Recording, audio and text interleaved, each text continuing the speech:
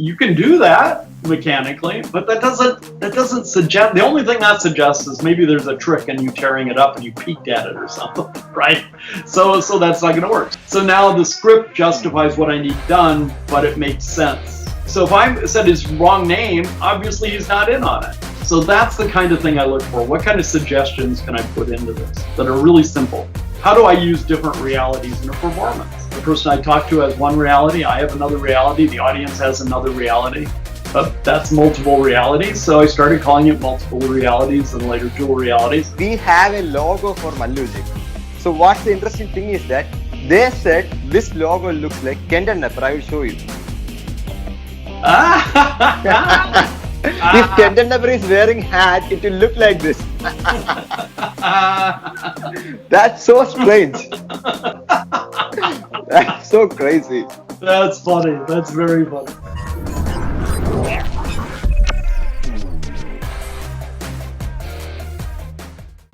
Hello, my dear Magic and Mentalism friends out there. I'm your host Bharath here, and welcome back to my YouTube channel Mallugic. So it's really absolutely crazy here, right here in India, because it's actually 2:30 a.m., which is actually early morning in India. And trust me, it doesn't matter. I'm still awake because I am really excited. I'm really excited. I'm super excited. I don't think after this interview I'll be able to sleep. So I'm really excited because I'm joined by a special person. So before I mention his name, or before I tell his name, let me talk about something about him to you guys. So you guys know the modern mentalists like Peter Turner, Luke Jermay, Pablo Amira, Luca Volpe, Fraser Parker. These guys are brilliant in what they do, right? These guys are super brilliant and really intelligent in their scriptwriting process and all. So have you ever thought that who influenced them in the scriptwriting process? And do you ever thought that how or why they are successful? The reason is actually simple. The man right here with me, he is the teacher of all these modern mentalists out there. And not only the names I mentioned, even other mentalists. If you are taking any mentalist in this world, this man right here have a big influence on all of them. And apart from that, he is the man who introduced the brilliant terms and principles such as dual reality, off by one, or Propless Mentalism, and lot of stuff. And he is very well known for the famous works such as Wonder Words, Linguistic Deception, and Kolossal Killer, and many projects. Yeah. And apart from this, he is actually a guest teacher in McBride's Magic and Mystery School. And also he's a wonderful musician. He's a wonderful musician. So it's the first time that I'm seeing an art form like this, because I have heard about it, but I haven't seen any videos. He's actually a Japanese bowl player. And the music is actually really soothing. It's heart melting. If you are actually mentally down or depressed, and if you are listening to his music, it's really good. You should go and check him out. So with that being said, it's none other than the one and only Kenton Knepper. Hello, sir. How are you? Very good. Good to see you. Hello to everyone. Thank you so much for accepting my request for doing this interview. It means a lot to me. It's my honor to have you. Thank you so much. Thank you, sir. Thank you so much.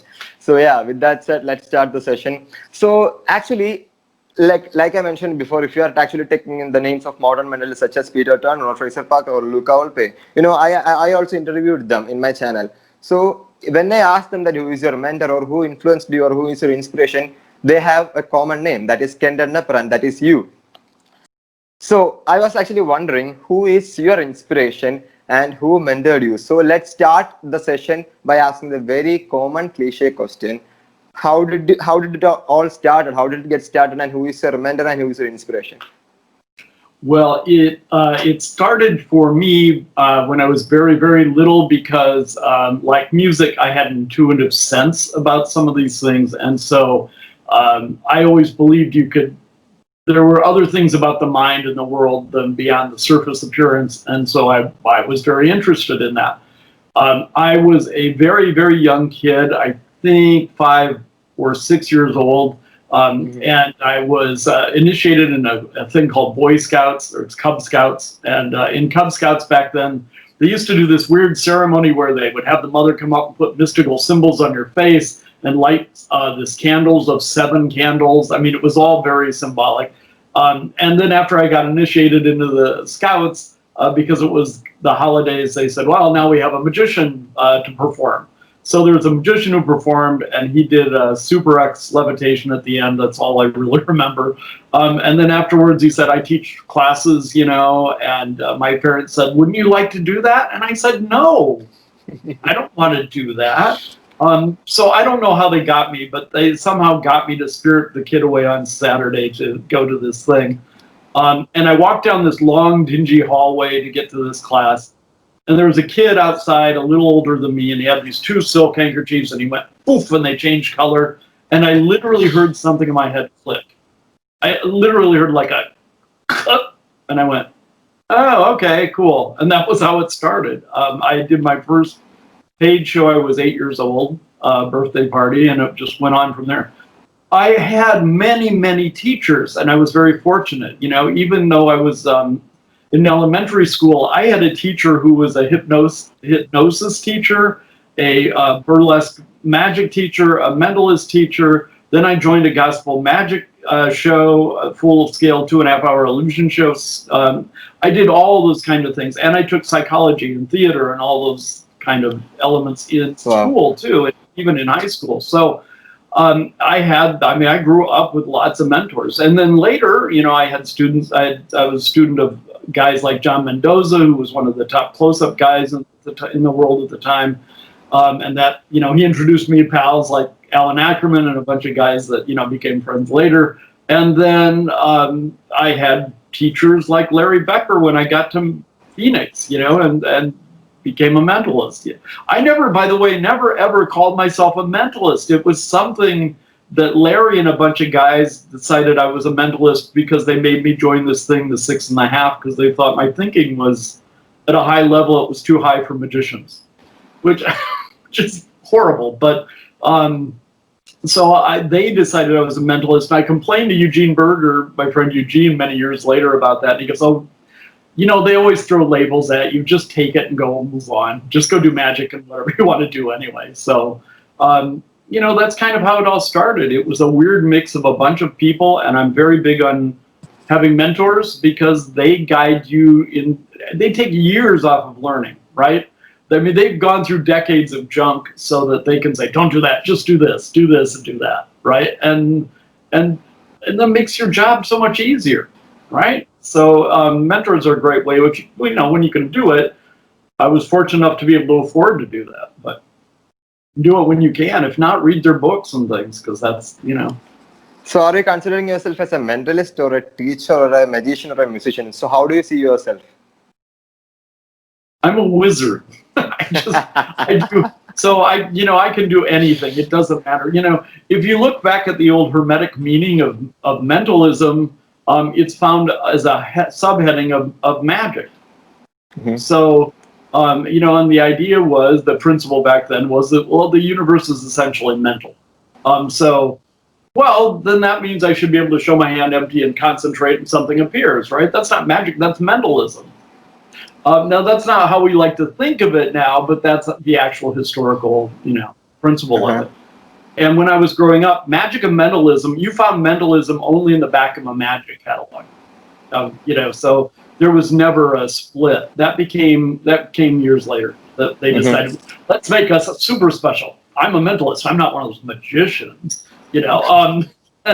But to me, I always did both. I was doing watch turning and metal bending and all that in the early 70s when very few people were, and that's a long time ago. And at the same time, I was doing that at the end of the finale of the show where I produced doves and flowers. So, you can all go together if you know what you're doing, right? All right. So yeah, before we jump on to the deep questions about this art form, let me ask you something. So how do you define mentalism, and what's your philosophy about mentalism? Well, my philosophy for mentalism really comes from my own actual experience. It's not from tricks. It comes from, I see, you can really influence things by how you think. You can actually influence things and people by your thought process, whether they are aware of it or not. For example, while we're talking right now, people can just start feeling that sense, of feeling more relaxed and more like in touch. That's mentalism. So you do that, and then you say, okay, right, now we're going to do something else. People go, whoa, all right.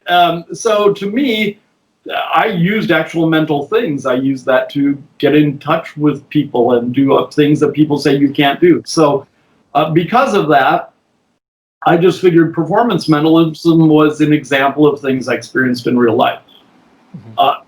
So it was just a way to express things that I've experienced, even though you can't do it at a drop of a hat any more than you can just go, I need money, look, money appeared. I mean, yeah, sometimes that happens, but not very often, right? That doesn't mean you can't go, I need money, I need to make money appear and have it happen. You can. It just may not be every instant you want to do it. So my philosophy of mentalism is about that old principle, which is essentially the world's essentially mental underneath all the surface appearances. So that's what mentalism is.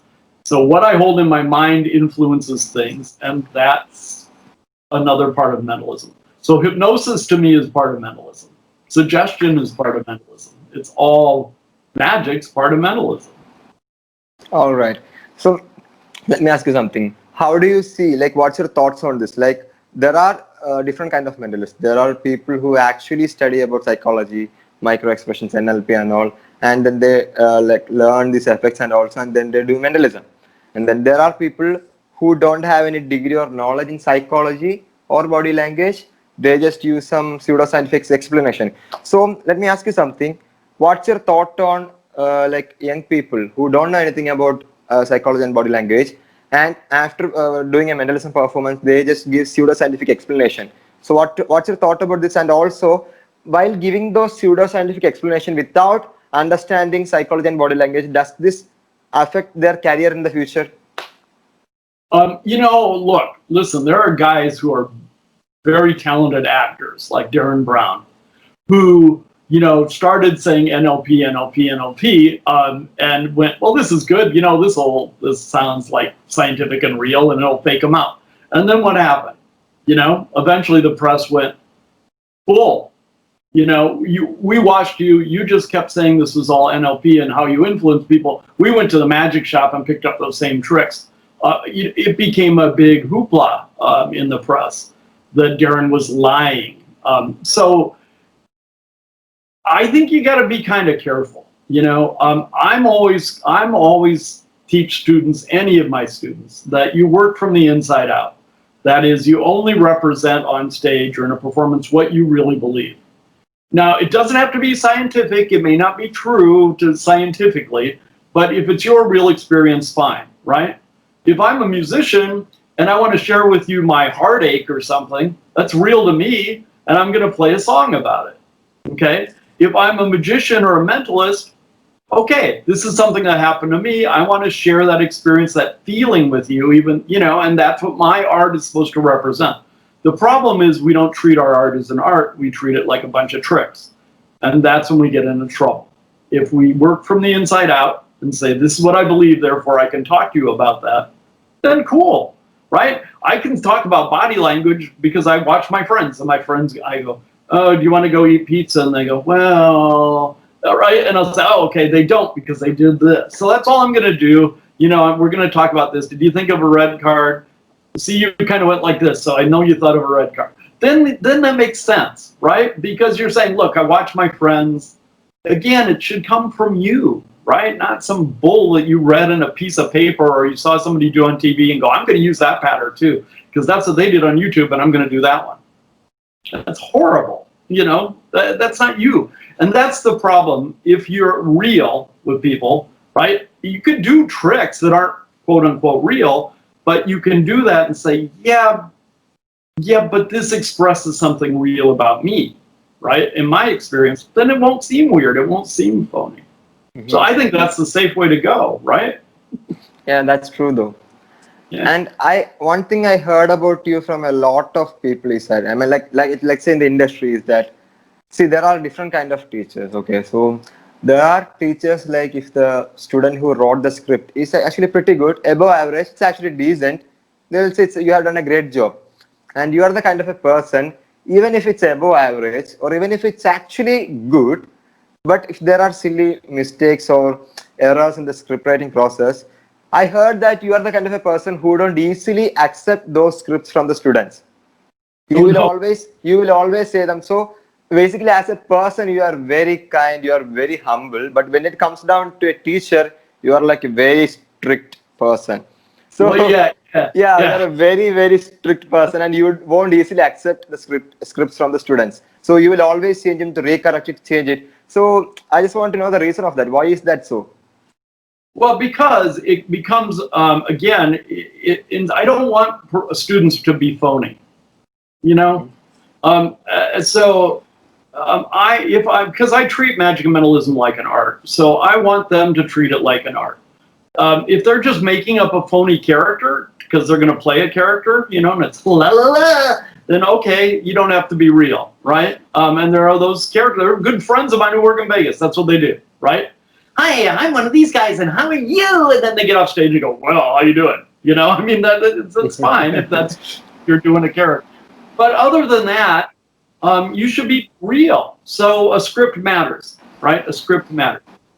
So like Peter or Fraser or Luke Jermay, you know, would send me stuff and they'd go, hey, you know, here's what I'm thinking. This is a great thing. And look at this great shtick. And look at what I put in here when I wrote it. And I went, what a bunch of crap.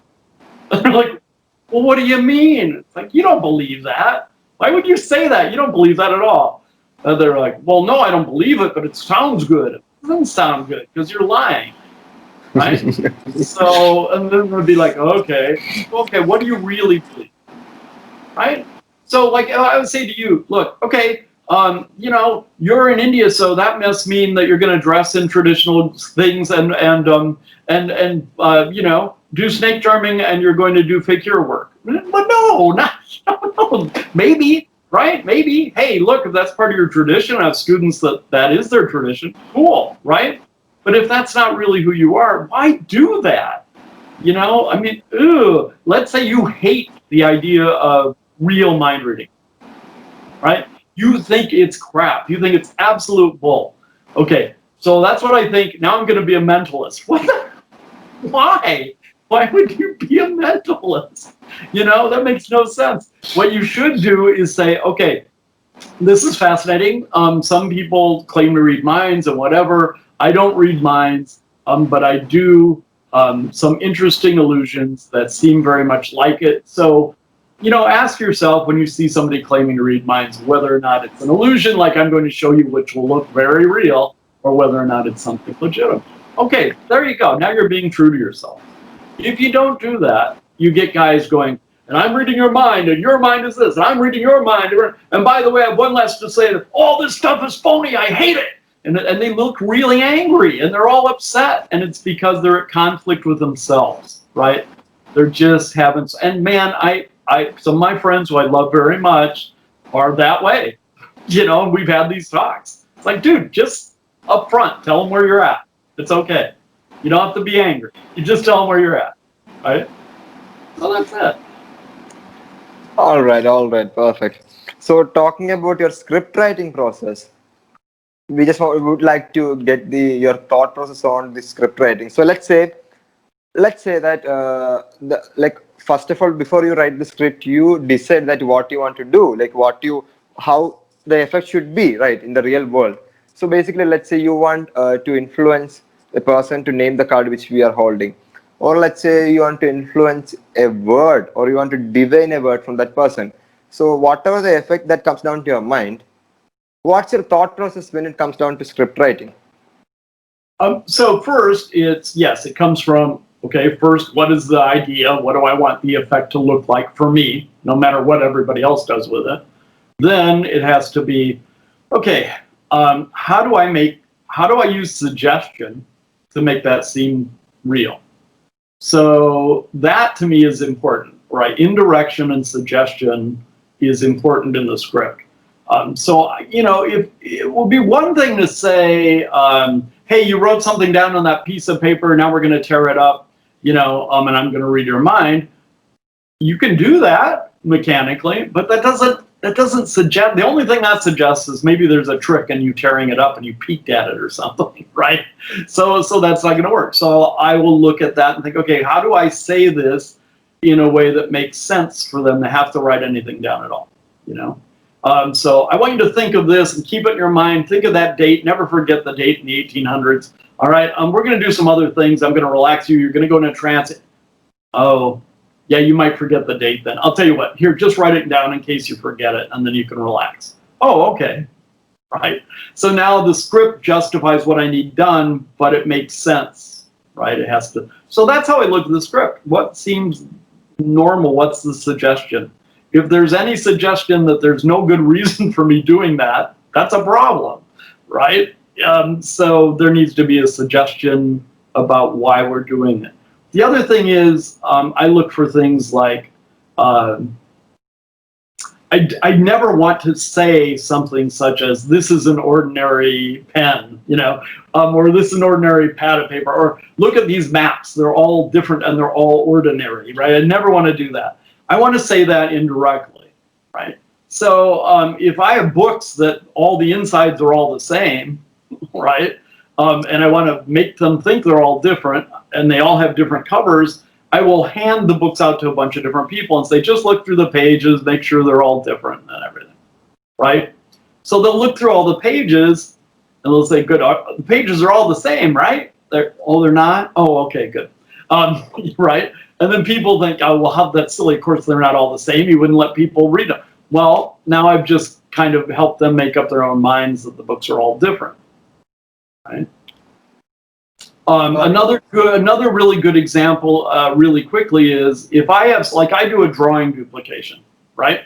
Where I say, hey, Fred, come up and help me. You know, we met before, and he goes, my name's John, you know, like, moron. It's like, oh, sorry, John. Okay, come on up. I want you just to draw something, and I'll, you know, let's talk about this. And we'll do a little reading while he's drawing, and I'll do a drawing duplication.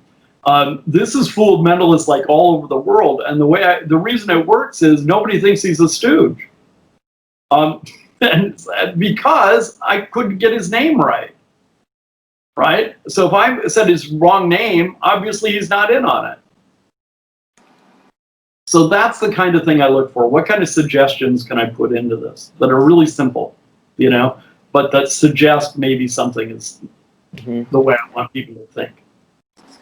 By the way, talking about this, let me come. Maybe I will forget to say later, so that's why let me say. So I actually asked Peter Turner and Luca Volpe to suggest some questions to ask you. And it's funny, Peter said that like he don't want to take too much time in our session by putting out questions from his side. So he said to say hello to you, and he is looking forward to jam with you. And also he need to finish some ideas he already discussed with you. So he said to tell to you. And yeah, Luca Volpe said that, Luca Volpe sent me one question to ask to you. So what he says that, tell us about wonder words and what do you think, how it inspired the mentalist out there in this world? Okay, well, wonder words started because of my esoteric training and psychology, both. And I saw that in old, like real magic, they, you know, would use certain words because that influenced people in certain ways. And also certain words held certain powers. And I thought that's interesting. Then I started watching people because I'm very big on observing and seeing what happens in life. And I thought, there's a lot of this stuff going on where people are fooling each other just with the words they use, and they're normal everyday words. So I went, wow, there's an awful lot of suggestion happening there that's creating entire realities that people seem to think is normal. And so it's kind of like the Matrix, right? I looked at that and went, whoa, they're all following into this thing that they think is reality, and I'm seeing a lot of made-up realities with words, including, by the way, scientists and psychologists and therapists as well as, right? So looking at it, I thought, okay, there are ways to use this to help people. Then I ran into some old work of Milton Erickson's and kind of reversed engineered a lot of that. And that combined with old magic is sort of how I came up with, oh, here's ways of using words to create realities. Then it was, okay, well, it's not only words, it's also body motions and where you put things and all sorts of other stuff that makes suggestions that creates reality. And it seems like a magician and a mentalist ought to know that kind of stuff. right? Because then we can influence reality, which is what the whole game is about. So, that's really where Wonder Word started. I then taught certain students that over the decades, and at a certain point, Doc Hilford and Larry Becker and I at different times were talking about some things, and I would say, "Oh no, change that word. Just say this, and then do this, and then they'll think." And they were like, "Oh, okay." And after a while, they went, "Where the hell are you getting this from? What is this stuff? Why are you? Where is this? Do you have this written down?" I said, "Oh no, I taught students. I wrote like a little thing about 13 deceptions and in language." And they said, "Why don't you bring that to one of the 6.5 meetings? We need to talk." So we got that in, and then Larry took me aside and said, "Dude, you really need to write all this out." And Hilford said, "Yeah, do this at a weird weekend." So I did a presentation before anything was ever written or recorded there. That set off Banachek and a whole bunch of guys off of like, "Whoa, holy, you got to do this." And so eventually, many years later, I finally started recording Wonder Words. So that's how it all evolved. Yeah. Wow, that's amazing. Yeah. And talking about the principles that you introduced to the mentalism fraternity, like dual reality, like off by one, and the term Propless Mentalism. So dual reality is one of the most powerful principle in mentalism, that even every mentalist actually will use this in their show. It's one of the brilliant and powerful principle ever created in the mentalism. So how did you get the inspiration, and back in those times, how did you get this unique and innovative idea? Well, it came from a couple things. One was I grew up, like I said, on a lot of shows when I was very young. So there was a lot of what we called back then instant stooging and things like that. And that was normal. Johnny Thompson and I talked about this at length. That was really normal. That's how you did a lot of things back in the old days. That was you just got bold, And then I thought, but gee, I noticed from an esoteric standpoint, there's multiple realities in people's lives. They have many different realities at once. What if I apply that in a way that's really practical for people who don't buy any of that kind of nonsense, that think it's all woo or whatever. Fine, let's look at that. So I thought, okay, how do I use different realities in a performance? And then I thought, well, the person I talk to has one reality, I have another reality, the audience has another reality. That's multiple realities. So I started calling it multiple realities and later dual realities. And that's how it was. It was the observation. One of the most important things we can do as a magician or a mentalist is to look at the world and notice the hidden principles going on in the world. If you just start looking really deeply at what's going on, you will see things that go, wait a minute, we all accept whatever it is. Nobody's looking at that. I need to look at that. We all live under multiple illusions in physical expression, so why not look for those things and then we can use them? So that's where the dual reality, multiple reality thing came from. Was observation. I remember a conversation I had with my good friend Jeff McBride at one point. I had done a lecture and we got back to his house and it was really late. It was the next morning. And he came back from fire dance and he was like, I got to go get some sleep. He said, but I have to ask you one question. And I said, sure. And he said, how do you do that? And I said, what are you talking about? And he said, how do you like think the way you're thinking? And I said, you just observe how you think. Observe yourself. How do you think? What do you believe in? Why? And then look at life and see what's going on in it. And he went, whoa, and went to bed. But, I said, this, Jeff. And he's going, yeah, okay, but that's it. We suffer too much from the illusions in life and we don't look deeper. And if you start training yourself to look deeper, then you'll see illusions and then say, wait a minute, we can use these in performance. I think the problem with the young people right now is that they are very much only connected to this phone, social media. They are concerned about the likes and the followers. So their vision is actually shrinked to a smaller area. I think people have to expand their vision by connecting with the outside world and reading many books and understand. I think understanding about lives gives us more vision, and it will help us in the art form, I think. Well, if you don't do that, then you get stuck, right? We get stuck like we get stuck in here, and then if we're stuck in here, you get stuck like, well, how do I get out of here? The only way to get out is mentalism, right? You go,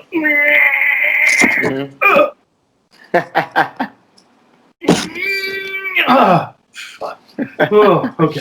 Right? I mean, okay, but everybody goes, well, we know that's like, okay, but there's got to be something about the green screen, right? I mean, who doesn't, right? Everybody knows that.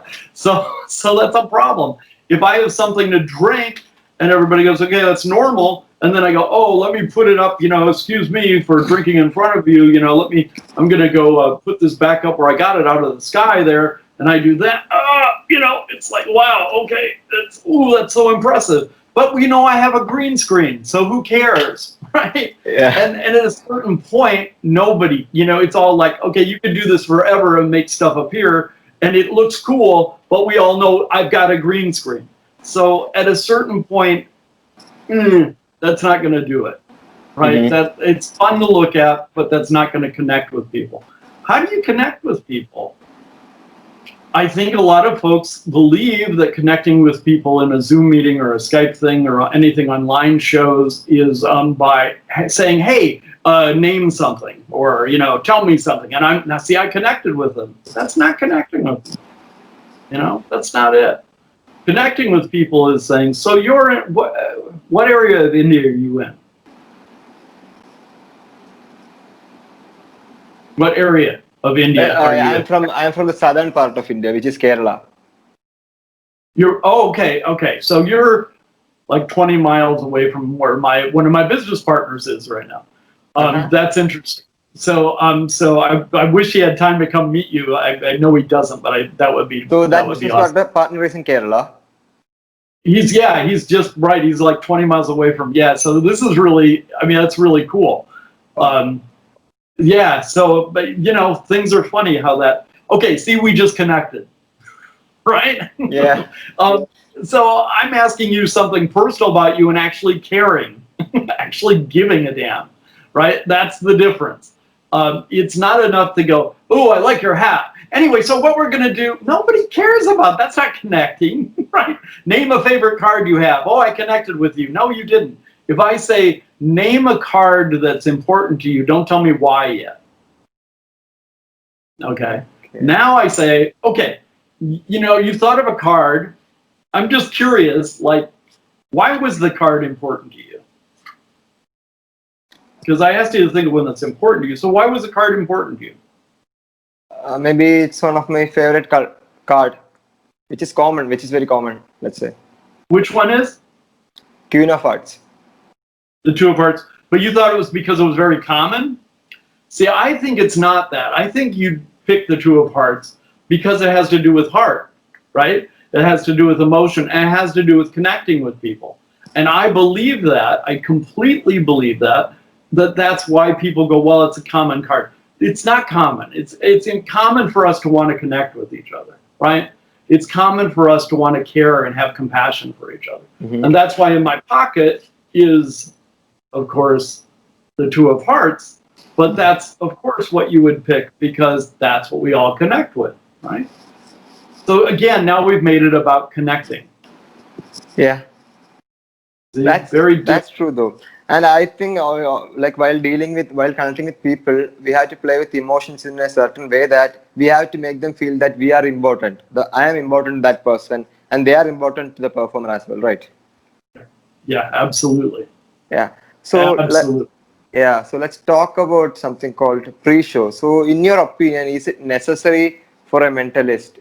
Like, is it like a necessary element for a mentalist to do pre-show in their show? Like, as we know that using pre-show makes the effect or the act more dramatic and more easy in a way that we don't have to do some kind of techniques on the stage. We just have to only focus on presentation while doing the effect because we already did before the show, right? So Is it necessary for a mentalist to? I know that this sounds like weird because it all depends upon the performer's comfortability. I know that, but I'm just asking from your opinion that is it necessary for a mentalist to include pre-show for any of the effect in their show? It isn't required at all, but and I will tell you that because there are shows. I've had some clients where we've talked about where I said, you could do this little bit of free show and it would really help you. And they said, I can't do that because what happens is I get flown, I jump off a corporate jet, I go right to the event, right? Mm-hmm. And then I jump on a plane and go to the next one. Okay, they don't have a way to do that. There's no time. They can do some pre-show online and that kind of thing, but that's about it. So no, you don't have to. However, in history, again, this is why it's important to understand history in Magic and Mentalism. In history, the biggest names became the biggest names because they did pre-show. And the way they did pre-show, if you read any of Robert Nelson's books or you look at the old Dunninger Act, the reason they did pre-show and the way they did it was clever. They would have people stand around, like we have influencers stand around now. We have people stand around in the lobby and stuff, and certain people would use microphones. And listen to people talk to each other. Hey, Mabel, I bet I'll never come up with the name. My white horse is named Greystone. I wonder maybe that would trick him. They go, oh, Greystone, okay, great. And they write it down and put it in their paper and walk off, right?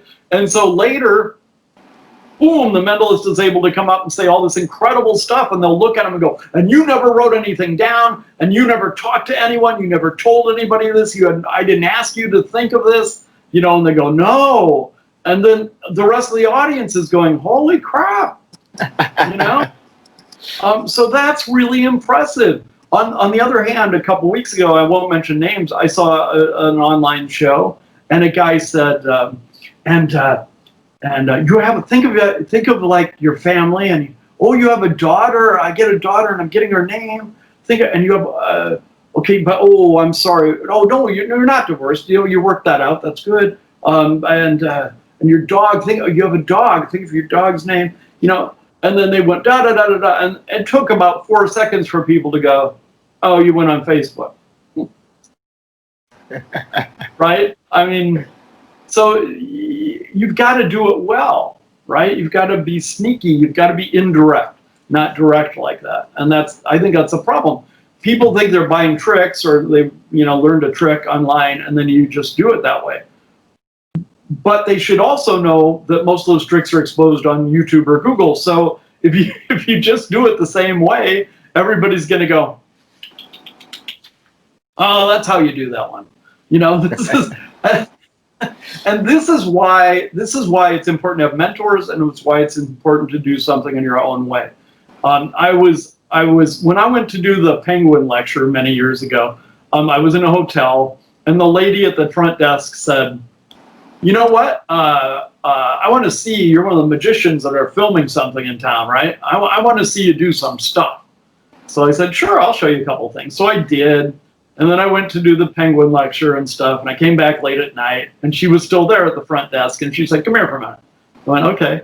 She goes, so, you're really good, right? And I said, well, yeah, why? She said, well, because, one, I had a boyfriend that was a magician. I didn't know anything you were doing, so I went online while you were gone and looked it all up, and I couldn't find it. So I don't know how you did it. You're really good. So let that be a lesson to you that if you're going to buy a single trick, that's just a cool little popular thing out there, your audience is going to go online and look it up and see what it is, right? Because it's everywhere. If you actually read, or you actually have a teacher, or you actually study, or you become a part of a membership where you study things, then you have advantages nobody else knows. That's the difference. Right. And even though if you're actually buying, tell me. If you only want to do a few tricks, and fool friends, then that's cool, Mm-hmm. But but if you really want to be somebody who's thought of as important or impressive or whatever, then you got to do a little more work. You know, And even though if you are buying a popular trick or if you are buying a trick in the market which is already exist, I think after buying it we have to customize the act and we have to make it like in our own style, right? yeah, absolutely. Yeah. When I did the one year I did a mindvention, I knew everybody was going to want me to do killer. You know, so I thought, but you already, you know, this is horrible. Everybody already knows Kolossal Killer. There's nobody in the room in Vegas who doesn't know this. And so I did it, and a guy named a card, and I went, and I pulled it out of an envelope, and a jumbo card, and it was off by like 5. And I went, off by 5, and everybody laughed, and then it was a good throwaway. And then I turned the card around and it said off by 5 on the back, and everybody went, whoa. So you changed the act and the techniques. Yeah, right, changed for it that. for the audience. Yeah, yeah. So you got to adjust things, right? Perfect.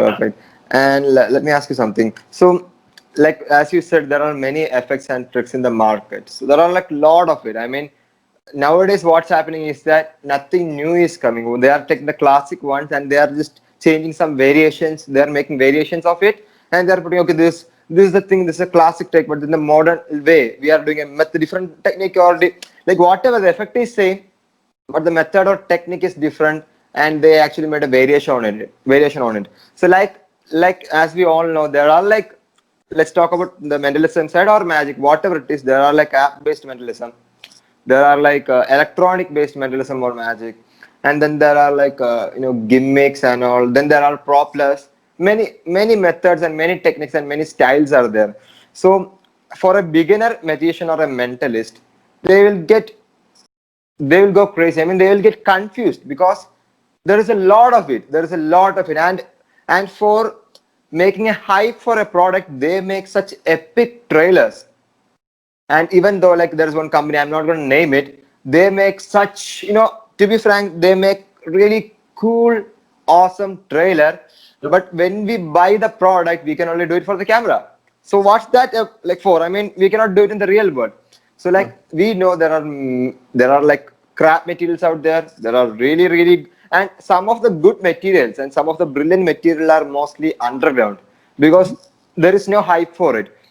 So for a beginner magician or a mentalist, how can that person be very selective while choosing the effects for him? Because let's say there are, like as we said, there are many things and there are many variations. So how do we know that which is good and which is bad? And also how do we know that which method suits in our style? Well, you have a couple choices. One is find a teacher if you can, and you can afford one. If you can't, which a lot of people can't, then you have something that's not that attractive, but it's what you should do because it's what works. And that is go look for the classic old materials. Go find the classic basic things. Talk to some guys and go, what are like the classics, right? And they go, oh, but that's really old. Yeah, it is. But go learn that stuff because otherwise what's going to happen is if you don't spend, for example, 120, whatever it is, dollars on Wonder Words, what you're going to do is you're going to spend $50 learning one trick out of Wonder Words from some guy, right? And then another $50 from somebody else, and another $50 from somebody else, and you're going to go, no, now I have 3 little things, but I don't have anything else, and I could have had a lifetime of work for $127. It's learn from the basics. All my teachers made me read all the old books. They made me do it. It was like, I don't care if you like it, son. I don't care if it. I just don't care. You're going to sit down. You're going to learn the basics of magic and mentalism. And I went, but why do I have to do that? And they said, because once you do that, you can come up with all your own stuff. And you don't have to, you can look at other people's junk and see it's junk. And that's the truth, right? Because I see things all the time and go, yeah, okay. I see some popular names selling stuff that is not, it's not theirs. Everybody thinks it's theirs. It's things both of us sold in magic shops in the 70s, but they're selling it as their new idea. And a lot of it. So if you don't know better, they're going to mess with you. That's why you want to learn. Learn from the classic stuff. Get Wonder Words, get some of the Jinx or Animan stuff, get, Corinda's old stuff, and learn some of the basics. And then when you learn the basics, you can look at the rest and go, now you're full of it, you're full of it, you're full of it. You know what Kreskin still does? Kreskin does everything he used to do since I saw him when I first met him back in the 70s. It's workable stuff. What are those principles based on? Same thing Dunninger did. Same thing, now Kreskin's brilliant linguistically. Brilliant, but his show that he's done forever is based on principles that anybody should know in mentalism. And I'll say one last thing about that before you ask. Johnny Thompson and I were once, there was a whole bunch of us having dinner at John and Pam's house. And so it was a bunch of friends, Eugene and Jeff and I don't know. Anyway, a bunch of us, Simone. And we were all sitting there having dinner and we're talking. And Johnny and I started talking about mentalism. And before we knew it, everybody had slid down to the other end of the table by Pam because they could have a nice conversation with Pammy. John and I were going, and it's another thing I hate about mentalism, because what we realized was, what we were so upset was the idea that mentalists were afraid of being bold. All right? They're very scared of being bold. So they're buying all these stupid tricks and spending thousands of dollars on them, when what we would have done is simply shook someone's hand and leaned to them and say, in a minute, just say giraffe. It'll be funny. Right? I mean, it was simple. And so John and I, the joke was, we pantomimed. I said, John, we both also work close up, right? We worked behind the bars and did all that stuff. I said, so tell me, how do you produce, a drink, right? How do you produce a drink?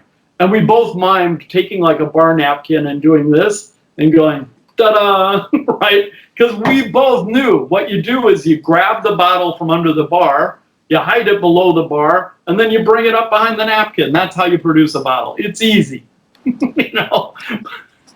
You just got to be bold. So that's part of it. You've got to learn the basics. You got to not to be afraid of learning the simple basics, and then you can do almost anything.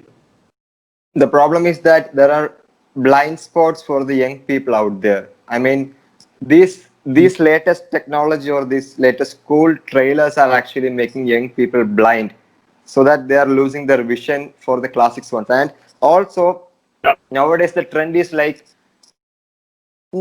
don't know, only few of the young magicians does, I think, because most of the beginner magicians are nowadays visual learners.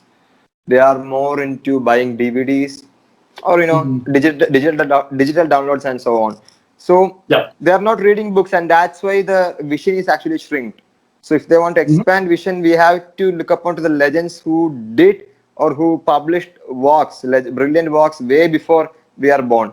So how to get inspiration in order to read those classic books for the beginners? Yeah. Well, I'll tell you what the inspiration is. One is, don't do it. Keep buying as many tricks as you can. Buy all the downloads you can at $30 or $20 or whatever. Keep spending all your money. And eventually, when you realize you can do almost nothing with the tens of thousands of dollars you've spent, then you'll go, okay, I give. And you'll go read, right? Because that's what it takes. You got to get it out of your system. We're a bunch of toy buyers, and dealers know it. They don't care. They don't care, for the most part, what you do. All they care about is selling to you, right? That's their job, is to sell to you. All right? If you're stupid enough to buy, that's on you. Okay? So they'll do everything they can to produce things that look slick. That's what it's about. In fact, a lot of my friends joke, they say, oh, you've got a new idea. Hey, let's get a bunch of people together and get them to scream at nothing, and then we can put out a trailer. Because that's kind of all it is anymore. Oh my God! Oh, holy bleep! I got a bleep! And then it's like, what is it? What is it? I don't know. $40. I'll buy it. You've got to be crazy. You're such a sucker to buy that kind of crap. You're a sucker, and they know you're a sucker, so they're going to keep selling it to you. That's it. So if you want to be a sucker, keep doing it. But when you get tired of being a sucker, when you realize all your money's gotten blown out over stupid stuff you can rarely do, then you'll buy the other stuff that matters. You know? All right. And that's the material I've always put out, whether it's on video or it's, you know, in memberships or in PDFs. Those downloads were always meant to be something that would last for decades and decades and decades, probably hundreds of years. You know, so you know that's where you find this stuff. Go look for that stuff. But you won't do it until you get tired of being a sucker. So be a sucker first for as long as you want, and then when you lose all your money, and then you'll want to learn. That's all. You know? Yeah. And here is the interesting thing. If you are looking upon like Anaman or Tonicorunda or you itself, you guys actually came up with those original unique ideas way back, way before we are born. So those are like original pure ideas. And let's say 13 steps to mentalism or like practical mentalism or your works as well, wonder words, and like these are original unique ideas, and even the modern mentalists now are relying or depending upon the classics ones, and they are actually taking some of the principles from the classic books and they are modifying it, repolishing it, and making it even better, which suits us in this modern world. So what the trend is now is most of the material what we are doing are taken from the classic books, from those legendary persons, right? So way back they wrote all those things we want for the mentalism world. So in your perspective, so you also came up with the dual reality or the Propless Mentalism or off by one principles. So in your perspective, is it possible for a young person or a modern mentalist now to come up with a brand new original idea? Absolutely. What do you think? Absolutely. The infinite is infinite. So yes, of course. Right? And if it's possible, then why now most of the people are not able to make it? They don't believe they can. So they have to believe they can. They don't believe they can. I'll tell you a quick story. When I was a little kid, when I was doing the magic classes I was telling you about, I came home one day. I think I had to go to church, so I came home and then I was in my room and I closed the door and I said, I have a little white handkerchief, right? And I'm gonna come up with something with this. And I don't care if it takes me all day. I'm coming up with something. That's what I'm doing. There's no reason to believe I could do it, but I just decided I wanted to do it. And I spent all day into the night, and I went to bed mad because I didn't come up with anything. But having done that, put me on the path of, okay, but I want to come up with something, you know? And when you have that drive to go, screw it, I'm done with all these people messing up. I'm going to come up with something, right? Then you will. And that's all it takes. As long as you keep yourself stuck, you will be stuck. The moment you go, you know what? The world is infinite. The cosmos is so infinite I can't even grasp it. There's 10, 100,000 billion trillion things, whatever, that have never been touched yet. So I'm going to come up with something nobody's thought of yet. But yeah. I came up, the other side is to be practical. I came up with Kolossal Killer because I was doing a lot of close-up. And I had people challenge me. And I wanted to do anything, absolutely anything with a deck of cards, right? So one night a lady took a card out of the deck, said, turn around, I want you to look. Okay, I'm hiding the card. I said, fine, I don't care, you know. I turned around and was going to count the cards. She said, no, I'm holding onto the deck. I went, okay, you know. All right, well, now, okay, so remember the card, put it back in the deck. I can't do that. What do you mean you can't do that? Okay, well, just think of your card then. She goes, well, where is my card? I said, I don't know. And I said, okay, it's in your bra, because that's, people that are drunk and women and challenging, that's one of the things they do. I worked enough by then to know that. She went, you're right, and pulled out half a card. And then the gum she was chewing, she stopped and took it out, and it was the other half of the card. What? And said, ha ha ha. And I went, okay, I have to have an answer for that, right? I have to have an answer for that situation because I work, you know, I perform. I got to have an answer to that. So I said, I've got to find an index. I've got to find a thing. You know, my friends like Frank Garcia had these big indexes you could put in your pocket and all this stuff. And I said, none of that's going to be okay. And it drove me nuts for years. I mean, I had notebooks of astrological signs of what moon phases people pick cards in. I can't even tell you how hard I worked at this. And then one night at 3 a.m., my subconscious woke me up and said, here's what it is.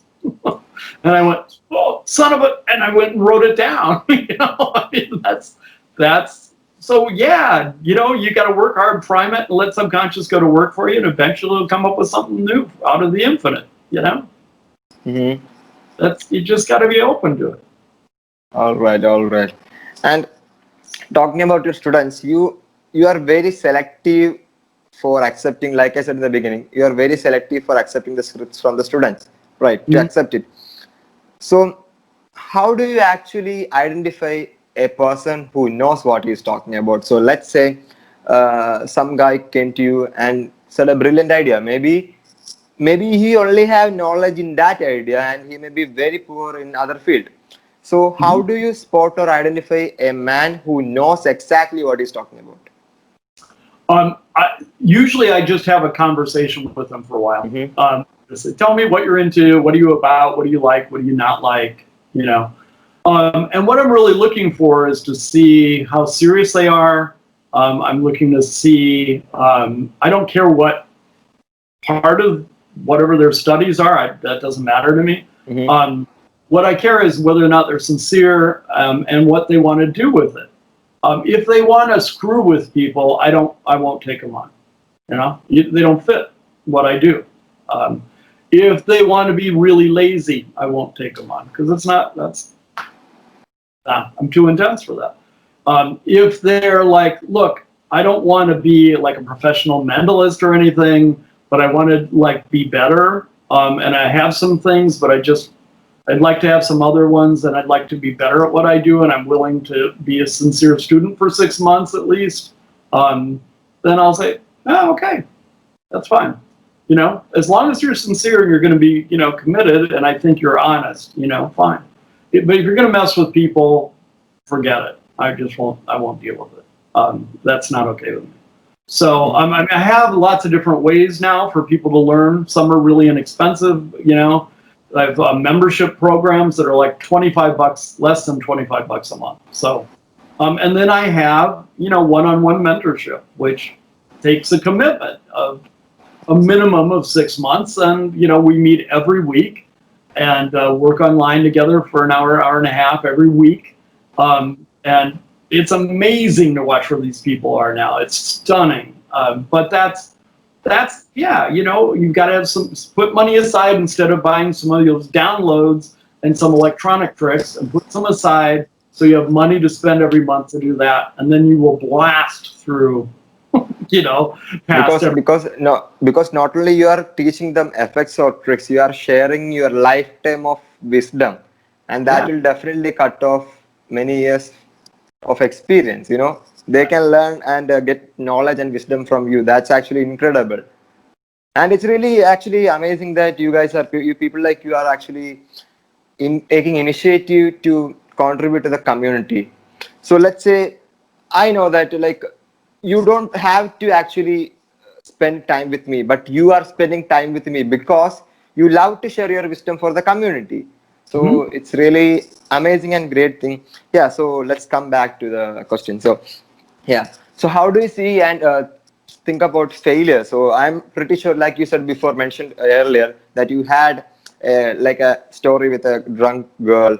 So that will come, and you know, in the beginning we will have to face so many failures, and when we are used to it, we don't see it as a failure. We just see it as a, oh, she is a different spectator, she's a different audience. I mean, we know how to deal with it, so we will have, by experience, we know how to deal with it. But for the beginners, people are so much afraid, and you know, this is a common question though, like I am sure that you have answered this at least 1,000 times.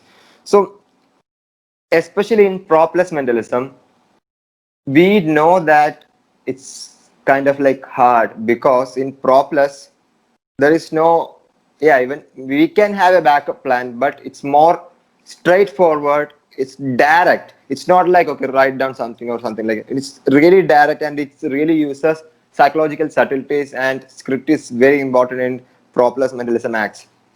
So when it comes down to that, and when failure happens, how do we nicely get out from that situation? So yeah, this is where you need to have an out no matter what. And this is the reason Propless could happen was part due to Wonder Words and part because what I said in Wonder Words was no matter what, adjust. Learn to adjust no matter what. And as long as you do that, you don't really care because you can always adjust, right? So you have to have some pre-planned ways of adjusting no matter what happens. The easiest, the short answer is do readings. Because to me, no matter what happens, if somebody goes, no, I wasn't thinking of that word, I was thinking of whatever, or I didn't pick that object, I was actually thinking of an orange that was square, I'll be able to say, oh, really, that's fascinating. You know what, you're the first person to do that. And I missed it, and you know what that tells me about you? This is fascinating. People who choose that word are people who like to investigate at a deeper level, who dig through life, don't take things at a superficial level. Some people go, oh, you're so challenging. And I'll just do a reading for them. And when I'm done with that, that's far better than me of hitting the trick because I connected with them, right? So the easy answer is do a reading. Find a way to make whatever that trick is into a reading if it doesn't work. That's all. Okay.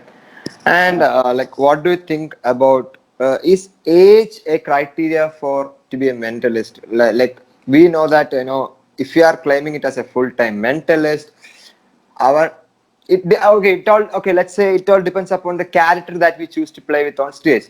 But still, for the public, mentalism is a serious subject because commonly all the mentalists say it uses psychology, body language. So definitely at the end of the day, that mentalist have to be matured. Even if the character he's choosing is entertaining or funny, he have to deal with people in a matured way. So, what I'm saying is that is age a criteria because nowadays as the trend we are seeing now is YouTube is exploding with tutorials, with all the effects on YouTube. Anybody who is interested in mentalism can search, and they will find out Penguin Magic or Murphy's Magic or Illusionist or whatever the company is. They can buy it and claim it as mentalist. So what's your thought on this? About kids like a 14-year or 13-year claiming it as a mentalist. 14-year-old being a mentalist?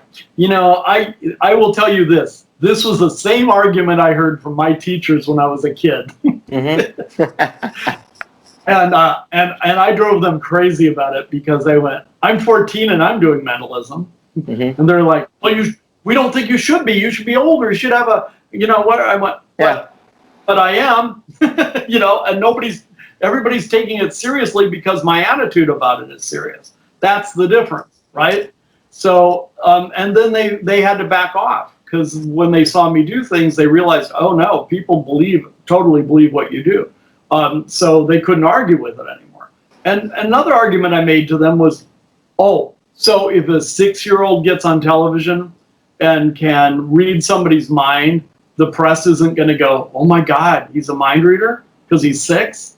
And they went, well, no, of course not. I went, so age doesn't matter. What matters is believability, and this is where mentalists suffer the most. Most mentalists aren't very believable. That's the problem. It's not age, it's believability. Most mentalists look like they're doing magic tricks that look like mind reading. It doesn't look like mentalism. So they're not being believable. I did metal bending for I don't know how many decades, 3 or 4, before people started referring to it as the spoon trick. You know why they started calling it the spoon trick? Because magicians got a hold of it, mentalists got a hold of it, and went, oh, this is how you bend a spoon. You go like this and you do that. Oh, okay, watch. Ta-da! And everybody went, oh, it's a spoon trick. That's cool. Do the spoon trick over here. But when I did it, when Uri did it, it still does. We both still do. Later, a guy I later met, but didn't know at the time, Steve Shaw, Banachek, was doing it. We were like, I mean, there was maybe a half a dozen in our country doing it at that point. But for us, it had to look believable. It had to look real. That's why to this day, what I do with metal bending, most magicians and mentalists haven't seen because I don't let them. But it looks real. It's really very real. So I've leaked out a couple things to keep people at bay. But the whole point is it looks like, oh my God, this is real. It's not a trick. That's what you want. It isn't. I'll give you an example. Hold on. Excuse me. Mm-hmm. Look. Here's what a lot of magicians do, or mentalists do now. All right, I have a spoon. Okay, watch. No, that's crap. I'm doing a Bobo coin switch with a spoon. No, that's ridiculous. Mentalism should look like you do it like this. Here, pick a side, point to an end. The spoon end or the handle? Spoon end. Okay, watch that. Watch. I'll keep this end about the same, but watch this. The spoon end with the bowl.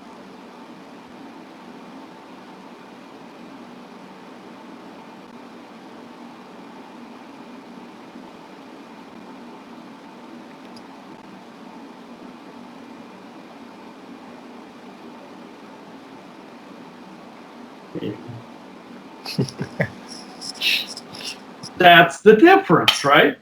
One looks like a trick, the other is like, oh, he's doing this for real.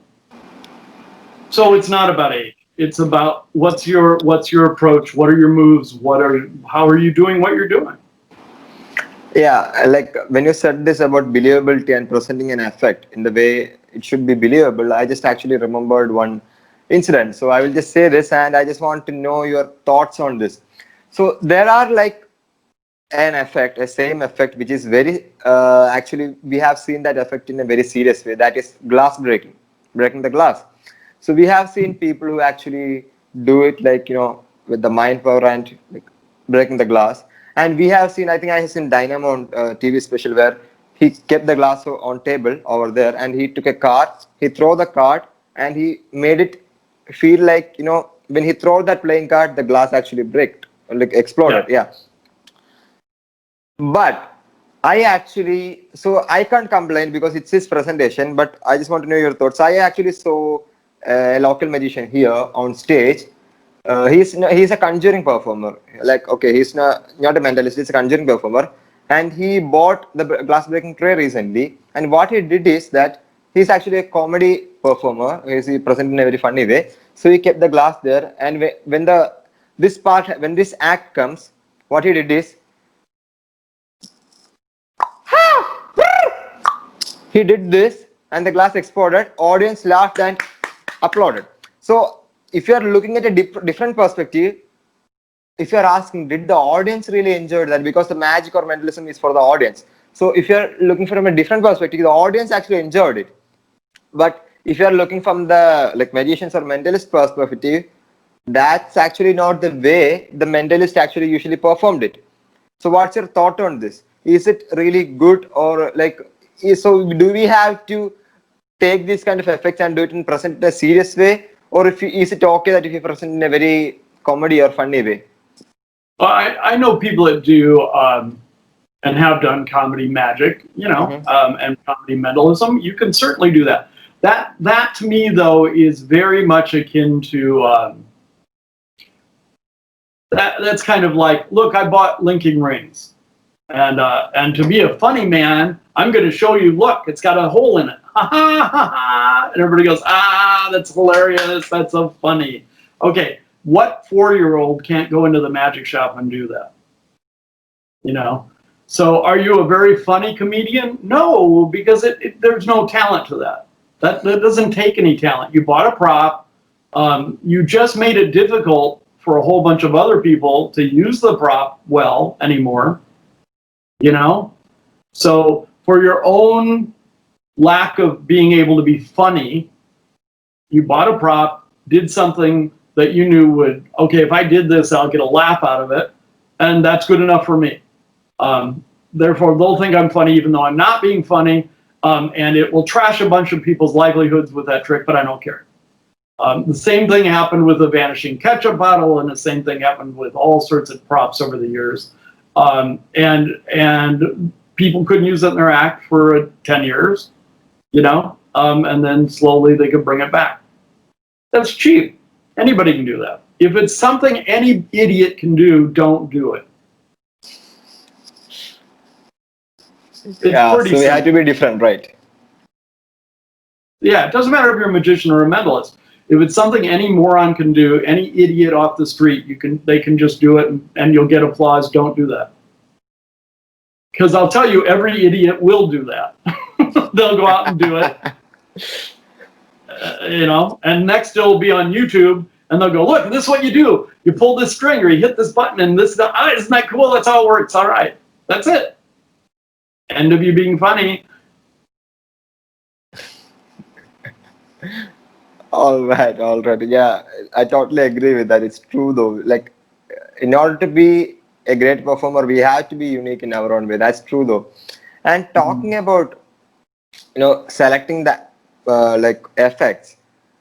Nowadays, the trend is young people are more of chasing the pop culture. So taking the close-up magic effects and bringing it on stage and presenting in the same way as we perform on the streets. So, hey, I have a deck of cards. Yeah, come and choose a card. So what's the point lacking in this kind of performance is that they are actually forgetting to make this effect play big on the stage in a theatrical way.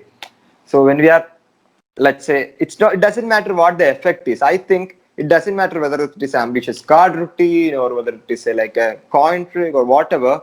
We can take that effect and we can make it play big on the stage. So how do we? So in your perspective, how can we take any effect, and make it play big on the stage? Well, one of the ways, one of the big trademark effects of my show in mentalism uses a coin. Nobody sees. I mean, the person that sees it is up on stage. They're the only person that sees anything happen. Nobody sees anything else happen, So how does that work? Well, we explain the premise, and then we use visualization. So I take the person on stage through a visualization, but what happens is the whole audience in their head goes on the same mental trip, right? So they start thinking, ooh, what would that be like? Oh, what would that be like? Okay, I could imagine. I bet they're thinking like this. So now everybody's engaged, all right? Because I'm using real mentalism, right? Everybody's thinking about what the guy's thinking about. So then when that turns into a physical reality for them, for the person on stage, the person, opens their hand, looks at their hand and goes, oh my God. And everybody goes, are you serious? And so they're reacting to his reacting, right? So two things. One is you have to make it so interesting for the big audience that whatever the person's reaction is it's going to be your reaction in the audience, right? So you have to make it so interesting to you and the rest of the audience that whatever happens to that guy happens to you. And the other thing is try to find ways to create visual images in people's minds. I talk about this in Wonderwords. If you can put visual images in people's minds, then they'll go along for the ride in their head, right? So this is good on Zoom, and it's good if you're on stage. I'm doing a trick, and you won't see it, but it's with a really sharp pin. And I don't know if you've ever pricked your finger before. I'm not really big with blood. But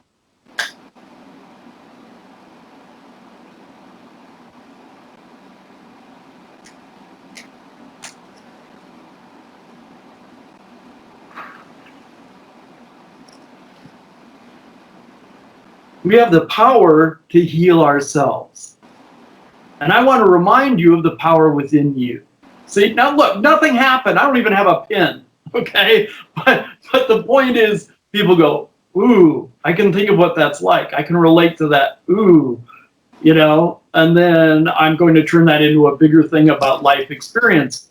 People will be engaged in that. Right? So it's about always look for big principles. What are big things you can talk about to the audience? You know what theater does?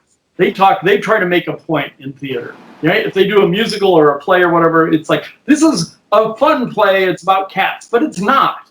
It's about racism, and it's about, getting along with people and the different types of people and all that thing in the world.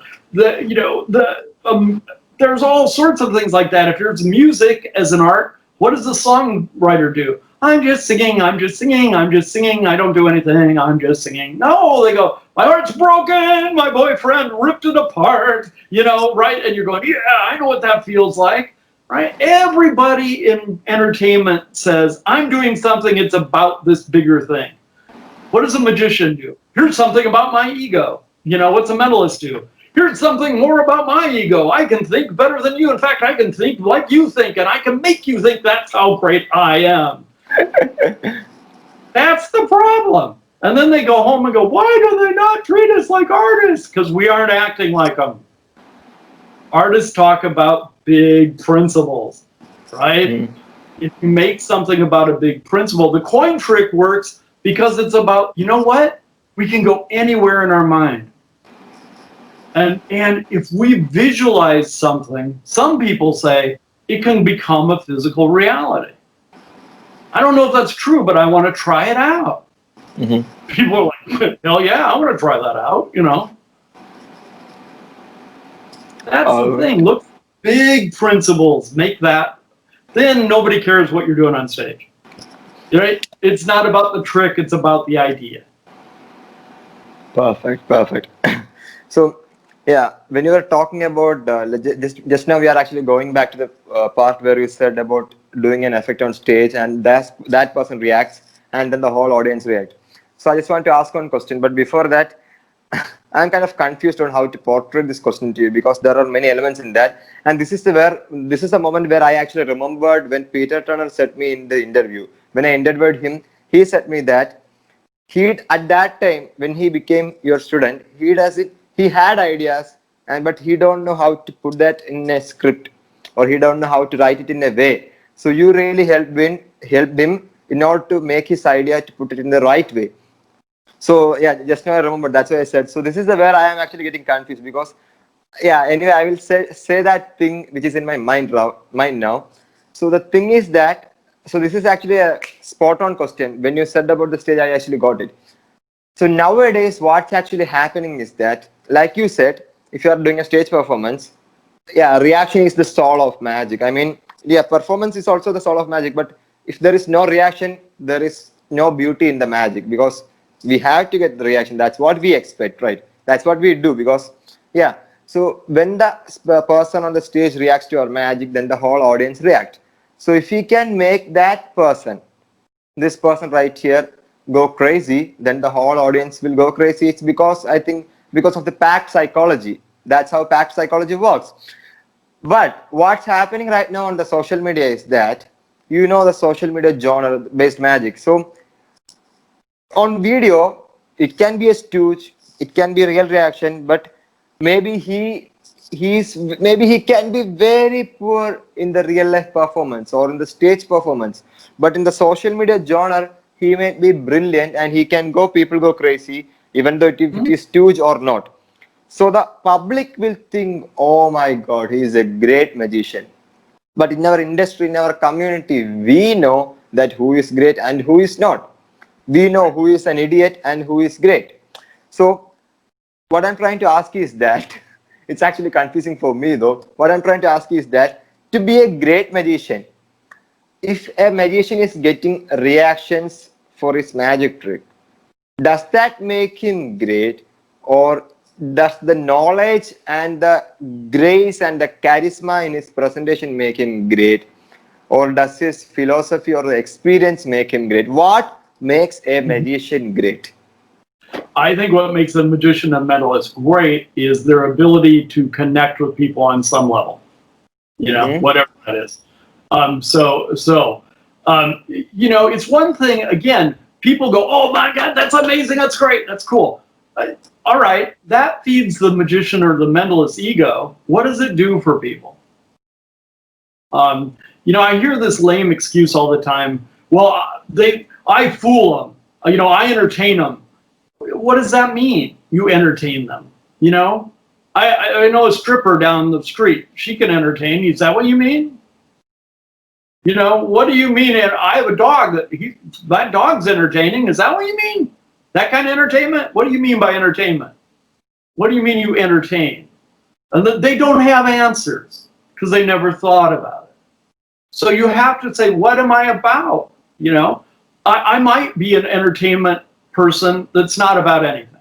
All right. I'm just there to make people laugh. Okay, that's fine. At least you know what you're about. Right? So then you go, okay, my whole job is to make people laugh. Right? And people need to laugh sometimes, so that's my job. Cool, fine. All right? Other people say, but that's so superficial, right? Okay.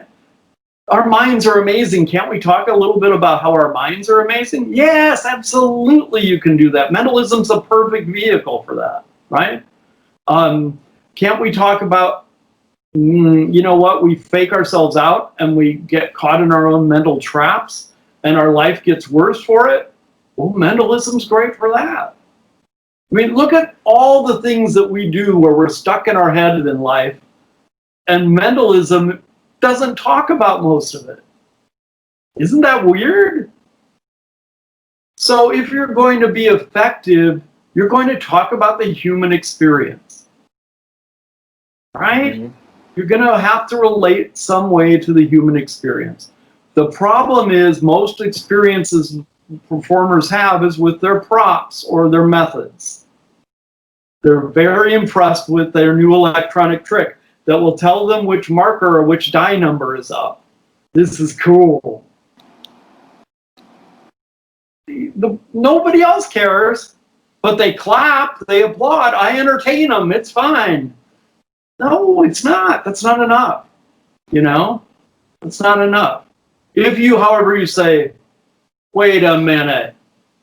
See, you put the number 6 up there, and the 6 is about this, and I'm surprised because I thought you would have put the number 1 up there because I thought you were more about unity, not division. Then people are like, holy crap! You know, this is like, whoa! This dude knows me, right? Very different because you connect with people. You know? So it always comes back to really simple things, principle-wise, that way. What are you about? Why? You know, why in God's name do you want to be a mentalist if you hate the idea of psychics and mind readers? Why would you do that? You know, what is that about? Why did you make that choice? Because it's easier than being a real comedian? Is that why? No, I mean, why? You got to ask yourself serious questions, right? Because it's the easiest way for me to get laid. That's why I do mentalism. Okay, then at least you know why you do it, right? But really, is that all you're about?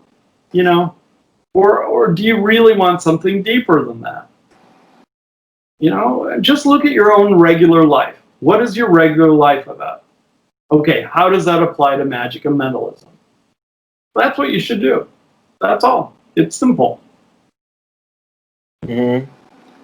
So if you are telling these things in short words, then we can say that be yourself, right? Say it again. So if you are actually telling it in a short word, we can say that be yourself, right? Yeah, right. Be who you really are. You know, the subconscious loves people who are real. So I have a doubt on that. I have a doubt on where you said be who you really are. So the problem is that there are some people out there, the performers out there, who are really, really introvert in their personal life, who are really introvert in their personal life. And if they're actually bringing their introvert personality on the stage in front of thousands of people, like it may feel awkward. Like if the person is doing, even it doesn't matter even if that performer is choosing the awkward personality for his act, but in order to connect with people, we have to talk in a very pleasing way. Like they have to like us. They should feel that we are important to them, right? So if that person is having an introvert personality in real life, then when you said like be yourself who you are, it will affect their performance, right? Okay, 2 things about that. Okay. One is, and And I'll give you an example in a minute. One is, yes, if you're introverted or you're very nervous all the time, you can make that part of your character and it can be really entertaining. Okay? For the other thing, and I'll give you an example of that in a second, but the other thing is, that's not who you really are. That's who what your personality is. Okay? What you really are is deep inside of you, right? So what you really are isn't that. What you really are is someone who goes, you know what? I believe there's something that connects us all. I believe in the power of love. I believe in, you know, the ability of our minds to make a difference in other people's lives. I believe in all that crap, you know, but I'm too scared. But I believe in that. That's who you really are, right? So once you get into touch with what you really are, you know, look, Penn and Teller are great examples. You know, they got to a certain point, Penn got to a certain point where he went, I really wanted to believe in psychics and my mom died and she didn't fix it and, you know, she lied to me and so I'm mad and I'm really ticked off and I hate all those people because of it. And there's my character, right? You know, and good. You know, there he went, right? And now I can bang on anybody who believes in anything. Well, okay, it's not my style and it's not my belief system, but it's who he is, right, as a personality. So, and it comes from a deep place within him. Cool. You know, Teller loves beautiful magic. So what does he do in the show? He does a lot of beautiful things, right? So that's it. You got to go deep into, like, you know, past your level of personality. What else is going on? Look, we're all nervous. People don't believe this, especially a lot of my students. But, you know, just because I can look at somebody and make them stop dead in their tracks and pause their breathing, you know, or say,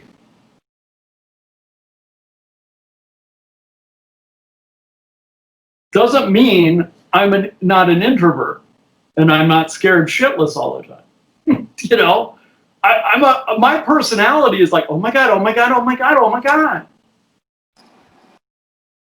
Right? I had to work with my personality to work on the real levels so it didn't show up that way. But so, you know, on the other hand, I was trained in card magic to do things like this. Everything had to be squared up exactly right. Right? Everything a perfect picture. Always had to be that way. Then, one day, Bob Sheets and I and a couple of friends, Gene Urban, went off to see our friend J.C. Wagner, who was working at a place up the street. J.C. and I and Gene all lived together for a while. So J.C.'s is perfect. Everything is perfect. So he does his work. We go home. J.C. comes back and says to Bob Sheets, hey, Bob, what do you think? What do you think? What do you think? What do you think of the show? What do you think? What do you think? Sheets goes, you know, J.C., when you work, every move is a picture. He goes, I'm not kidding, man. He goes, it's a picture. And JC goes, thank you very much, Bob. Thank you. And Bob goes, but Jay, you know, the thing is, JC, when you screw up, everybody knows you screw up. Because everything's so perfect that you're a little off. It's like a neon sign. And Sheets grabbed a deck of cards and he goes, let me show you how I shuffle. Okay, good. Don't worry about those. Okay, pick a card. He goes, because nobody cares. Nobody thinks I'm a hyper technician. They think I'm like crappy because I'm flying cards all over the place. Nobody knows when I screw up. And I went, there it is. I just switched. And my close-up with cards started looking like that. And that became a trademark. I mean, people would go, I drop cards and people around them would go, watch this one, this is great. Like, it was like such a bit that when I screwed up, they thought, here comes the big finale. So you can work with who you are too, right? You can work with the way your personality is too. Just use it. Make it a part of the act. I'm actually impressed by the point which you said, where introvert is actually a personality. It's not who you are. Who you are is actually deep down inside your heart. So, yeah, if it were a different person whom I interviewed, when I ask that question about if it were introvert personality, do we have to change it? Then they will say, okay, if it were introvert personality, to make it entertaining or to make it, then we have to change it. But you said it in a different perspective, and I think it's because of your deep understanding about what life is all about. Well, Yeah. yeah. I mean, look, when I think of that, for example, I think of the self-writing in the chariot, and I'm talking about the Upanishads, right? I'm talking about this is key 7 in tarot. This is, I mean, there's so many things related to that. So having that kind of background and that kind of knowledge allows me to look at life and say, wait a second, I'm not going to involve myself just in the vehicle. That's the personality, the outer body and all that stuff. That's fine. That's something we get to use as a vehicle, but it's not the motivation, right? All right. It's a tool of expression. So that's what it has to come from. And all my students really get used to thinking that way after a while. Yeah. Now they are actually very brilliant and outstanding in their works and all. Really good. Yeah, I know it's only because of your influence. Yeah, that's really great though. And see, when we perform an effect, in order to pull out great reaction or in order to get some great reaction, see, the difference is that there are different kind of reactions. Like some people are like, they are actually died inside their heart. I mean, their mind is blown, but they don't know how to express it in front of public. But sometimes we have to understand that no reaction is also a reaction. And then okay, for the in the perspective of magicians, the great reaction is like, oh my god, and they're going crazy. For magicians, that's a great reaction. And even though, wow, that's nice, I mean, really good, they're laughing, they're enjoying it, that's also a great reaction. But one of the question which I'm going to ask you is that there are different formulas which different performers use in order to get great reactions. What I mean by that is, some performers use silence to get great reactions. For example, let's take the example of David Blaine. He popularized that on his television, where he do an effect and he doesn't get excited. He's acting like he doesn't know what he did, and he is looking at the spectators like that, and they are going crazy, and then they are looking at David Blaine with that enthusiasm and shock that this man does something crazy and he is acting like he don't know. And then for that reason also they are going crazy. So many performers use silence in order to get great reactions, and many performers use this subtle technique, which like lot of performers have been used for more than 100 years, where would you be impressed if I turn this card and that's the exact card which you are thinking of? Yeah, seriously? And then you turn the card and that's the exact card you're thinking of, and they go crazy. So they use some subtle techniques like that in the scripting. So in your perspective, in order to get great reactions or very good reactions, what is the formula that you use in the performance? It depends on what I'm doing. Honestly, what I do is not what most mentalists would do, because most mentalists care about hearing the all the time. I don't. What I care about is people leaving, going, "Oh my God, I had a really big experience. Oh my God." That's what I want. I don't want like trained seals. I don't care. That's fine for some things, but when I'm doing mentalism, no. What I want is people to go. That's what I want. So listen, when my mentalism is about this trick, I know this trick is symbolic of something deep, like something where this has to do with healing the heart, for example. Okay, that's what I know secretly, right? So now I'm going to talk about, have you ever been in those situations where you thought things were okay, and then in an instant, everything changed, and your heart just...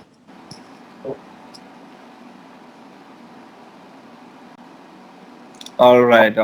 Okay. And people then go, and then I look for somebody with a tear going down their eye, and that's who I work with, right?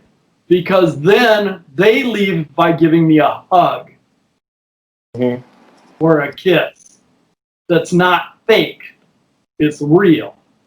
That's what I want. So Wow. that's the trick. Can I actually heal some of these people psychologically while I'm working tonight? That's the trick, right? And yeah, like when you said this, like I already knew this, that this is why you are actually unique in your own way. This is why you are actually very different from other mentalists in this world. But the problem is that not everyone can be like you, because No. you are Kenton Knepper. Not everyone cannot be Kenton Knepper, and nobody cannot be Kenton Knepper because you are the only person who does it in that way. So when it comes down to, so I am just asking this question for the beginner performers out there who don't know about this thing. So like when you said, you don't really care about the reactions or like clapping, you know. So the main problem, I think, where most of the performers, the beginner performers face is that when they don't, whether it is a stage or whether it is a close-up, if they don't get the reaction, the energy level will be low in the upcoming effects. And what happens is sometimes when they perform an effect which what they consider as amazing, and then they doesn't get the reaction, there will be an awkward vibe, awkward situation where when the performer doesn't know how to deal with it. So what to do in certain kind of situations? Yeah. Well, one of the things you have to learn if you want to perform is, sometimes it's going to go great and you did okay, but everybody's like over the top, and other times you did the best show you ever done and people go, yeah, it was pretty good. That's just, it happens, and that's part of performing, right? And it's not easy and it's hard, but you have to suck it up and go, okay, well, that's part of performing. It's the way it goes. When you're performing, yes, you can do something and go, wow, this is not working. Then you have to adjust. You have to have a routine set so strongly that this is my set. This is what I always do. But if this isn't working, here's my out, and it goes over to this script over here. Okay. And this is like, if this doesn't work for them, then they're this kind of audience, and I'm going to do this. A simple example is in close-up. I'll start with cards. And if I see them quickly going, the sponge ball comes right out. It pops right out of their salt shaker, and I do sponge balls. Because they are not intellectual enough in that moment to want to deal with it. They just want stupid, silly stuff. So that's what I do. I have two categories, so I know where I have to go. That's that's what you want to do. Okay, you can't always expect people are going to be up. You can do things. You can go right and put your hands up like this. At the end of something, go and then that'll get people go right. Sometimes there is a typical stage thing. When you were finished with the whole show at the night, you would just stand there like this. And the applause would keep building because, if you wouldn't move and you won't do anything and you're just going to stand like this, oh, fine, we'll stand up then. Maybe that'll do it. That was a great way to get a standing ovation in the old days, right? So there are things like that you can do. I will say, what do you think? And move them up with gestures. There are a lot of subtleties like that I know. I'll do things like that. One of a thing I've noticed lately that's been happening more and more are people, including some of my friends in Vegas, who say things like, "What? You weren't impressed by that?" And then people will go, "Oh yeah, okay, sure." And I feel like that's kind of begging for applause, and I don't like that. Yeah, I even see, like in this from the local performers, I used to see, not all of them, but some of the performers used to say, like, why aren't you guys having the energy? Didn't you have breakfast? Or didn't you have dinner? Yeah. Yeah, it's horrible. In order to encourage the artist, learn to upload. They go like, they say it in a very regional language, not in English.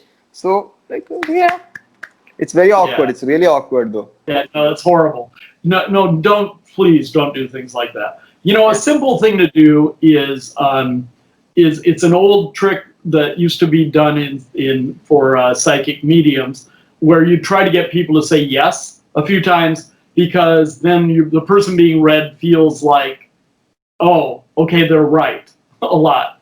So we applied that to stage, and that became, if you get them to clap, they'll think they had a good time. Mm-hmm. So what you can do is build into things like, let's get so-and-so to help out with this trick. Hey, everybody give so-and-so an applause, right? And then they do the trick. And you go, she did it. Oh, she's amazing. Give her a hand, right? Then you get them in the habit of applauding. And even though they're not applauding for you, what they remember is, we applauded a lot during that show. We liked the guy. Okay? Yeah.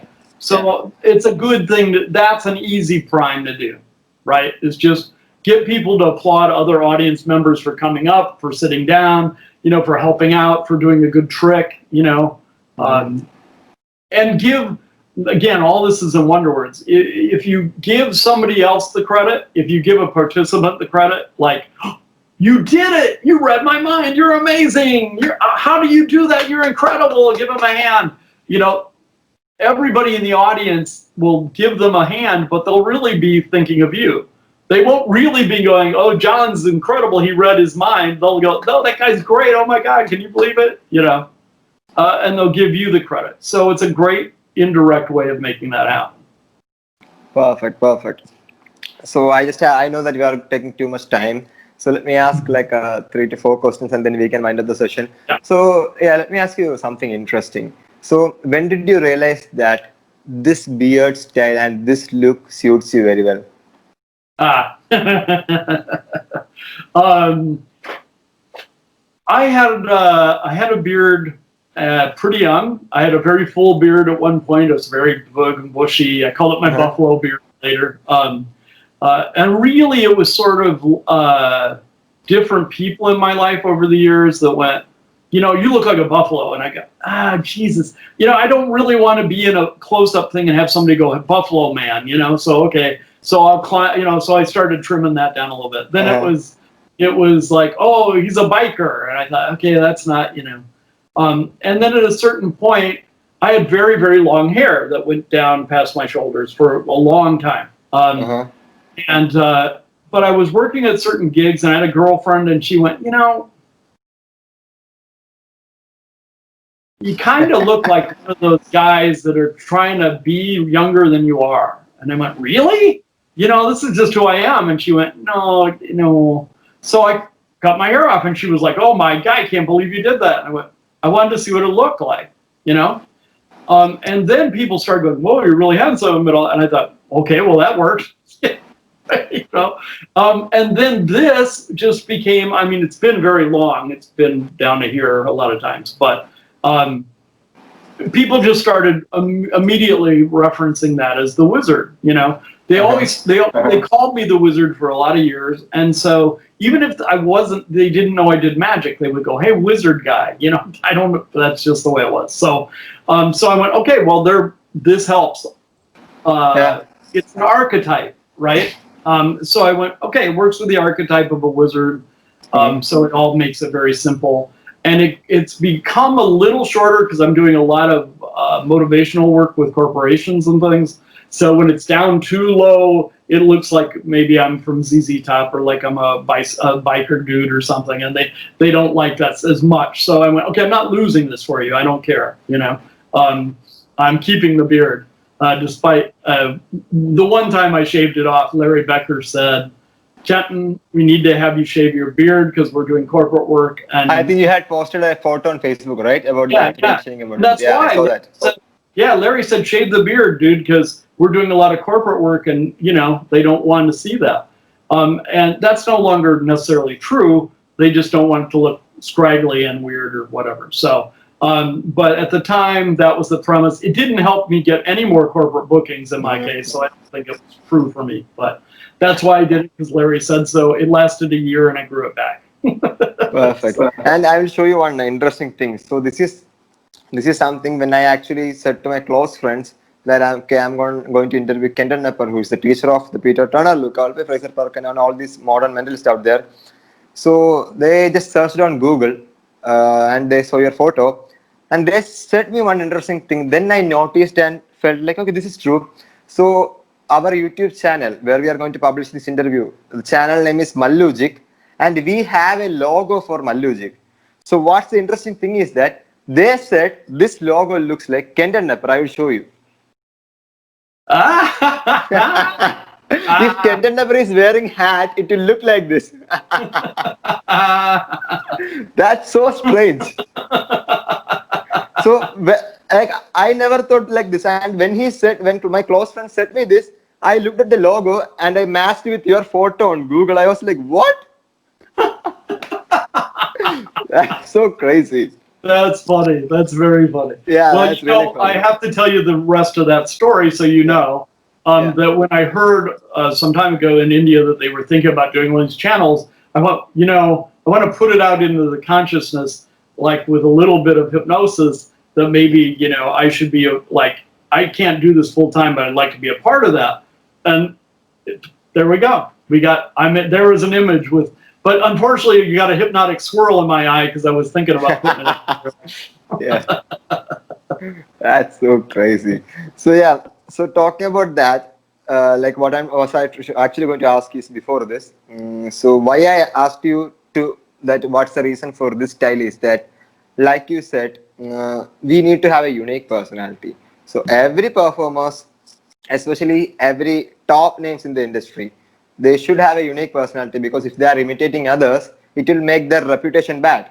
Of course, not only for them, but even beginners should learn to have a unique personality. So like you said, you have a unique personality not only in your performance, not only in your scriptwriting process, in your looks as well. Even you have like Max Maven also have a unique look, Yes. Right. Yeah, so most of the top names, they have unique personalities. So like you said, you look like a wizard. You look like our Mallugic logo. So yeah. So now, apart from these looks, how can we find and develop our own personality, and how can we develop our own unique character for the performance? Well, actually, I have a process I go through with students to do that.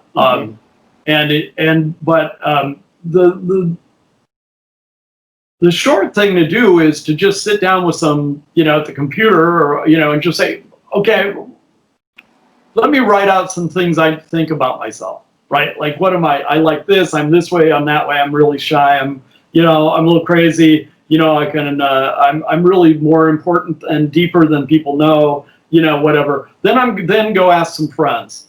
What do you think of me as? I mean, don't feel bad. Just tell me. Like, you're a dork, or you're an idiot, or I don't care. Just tell me, because I'm doing this, right. And they'll tell you, and sometimes they'll tell you things you'll go, really? I never, so they'll tell you things, you write that down, right? And then go to some other people, go to relatives and say, when you think of me, what are, like, don't worry about hurting my feelings, good and bad. I want to know both. What do you think of me? And then write that stuff down. So then you look at all that and go, okay, of all these traits, which ones do I want to make as my character, right? All right, okay. Yeah. For example, like, one of the things I got was a preacher, and I thought, I'm not a preacher. That's horrible, And then I started thinking about it, because I had to be honest with myself, because I was doing my work, right? And I went, you know what? No, there's a part of my personality that's very much blah blah blah blah blah blah, right? So that's that part of me that says, I want you to understand this. I need you to. Okay. I can embody that. I can embody it in a different way, not in a religious way, but I can do it in a very, very projective way of saying, okay, and so I can do that now. So I don't have to go on stage and do this anymore, I can go, all right, here's another thing, and people go, whoa, and that's that preacher part, right?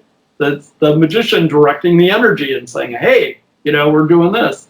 So I look for archetypes, look for big iconic images, and think, what are those big iconic, what are cool big iconic images? There's lots of them nobody uses, right? So why not go for that? You think about magicians like or mentalists. If you look at me, or you look at like Jeff McBride, and then you look at Ruby Colby, right? Everybody has their own, like, the minute you see a white, oh, that's a Ruby. Okay. You see a mask, oh, it's Jeff. You see this look, and you go, okay, and that intensity. Oh, it's Even Jeff. if you're seeing the shadow of this person, we can understand. Yeah. So just think about, what are, like, look through movies. What are things in movies like, oh, that character's cool, and then, well, am I anything like that character? No. Okay, well, I can't do that. Well, that character's cool. Am I like that? Yeah, actually, some of me is like that. There you go. Start working on that, right? Perfect. And let me ask you something. I need to know the secret of this.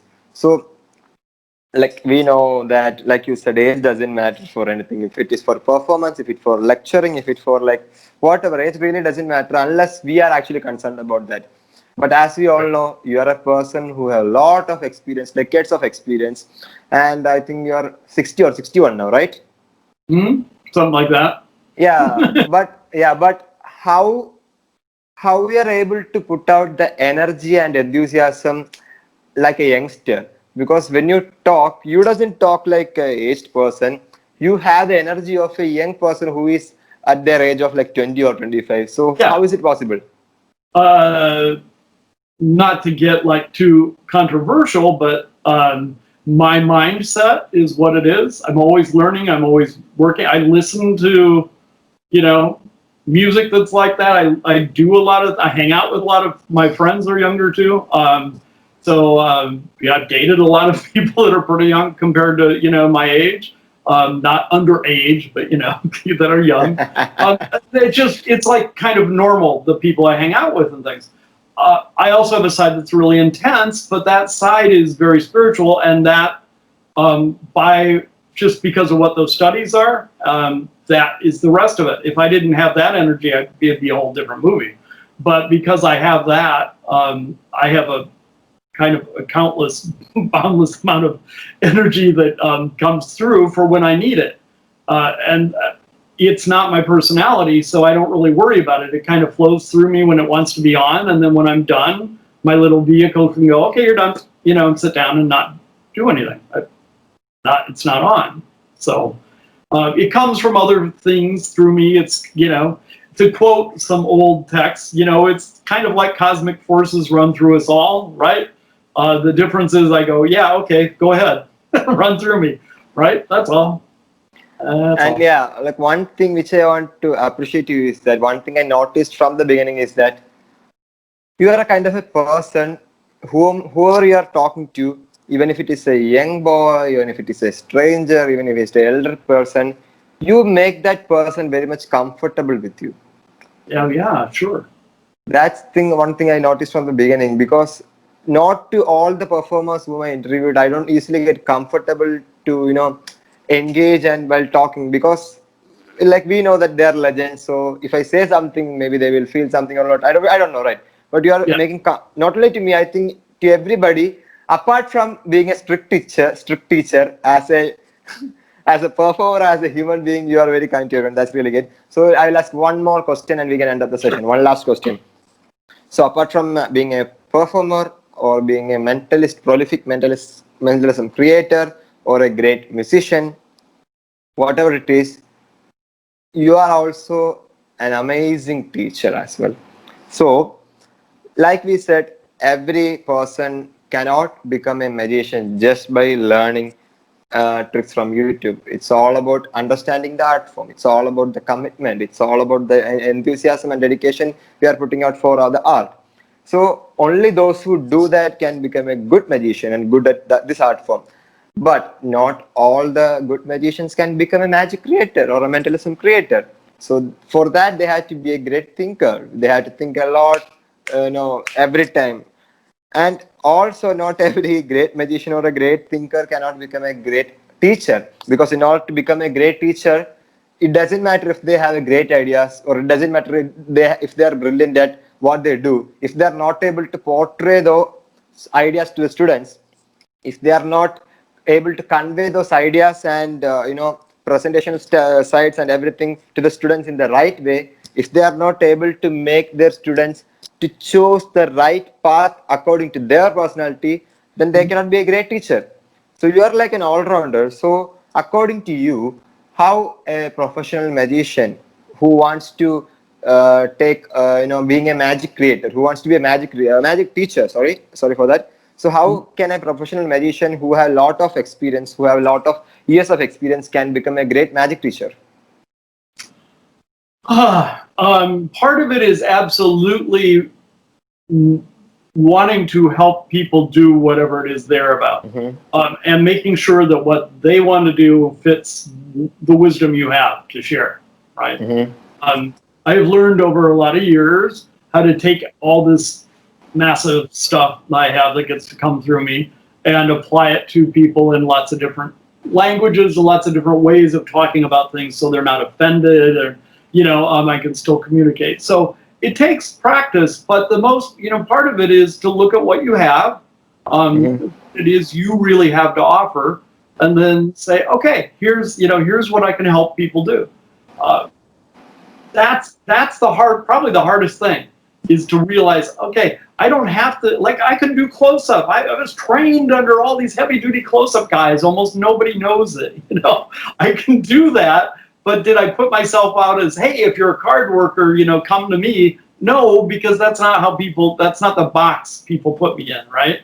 They wanted me to be in a nice box called mentalism. I don't stay in that box, but, that's okay. So I got a rep for being a thinker, which I am. So, all right, these are my talents. Here's what I can help you do. If you're interested in those kind of things, good. Well, I want to learn a lot of tricks. Don't come to me. It's not my job. I have friends. Go call Sankey. Jay will help. More than happy. Call Dan Harlan. He'll give you tricks to end you the rest of your lifetime. If you want to work on a few tricks, but you mainly want to work on how to make those things really last. If you want to expand your personality, if you want to expand your power, if you want to do things that are intense and impressive and memorable and change people's lives, oh yeah, you should come to me then. If you want to be superficial, no, I'm probably not the guy. So just think about what you have to offer, right? And then, it's important to put out videos or books or whatever for a while so that people can understand how you think, right? What you have to teach. All of us did that. And then, then after people say, oh, I like how this guy thinks, then you can say, hey, I teach, right? But you have to put some stuff out there first. Eugene did that. Eugene put out a lot of books, while privately teaching just a couple people, but then after a while, enough people went, God, the way Eugene talks and the way he says things and he just doesn't he just takes you apart, if you're like a stupid magician and stuff, and he makes you think about things that, ooh, I probably ought to study with that guy, right?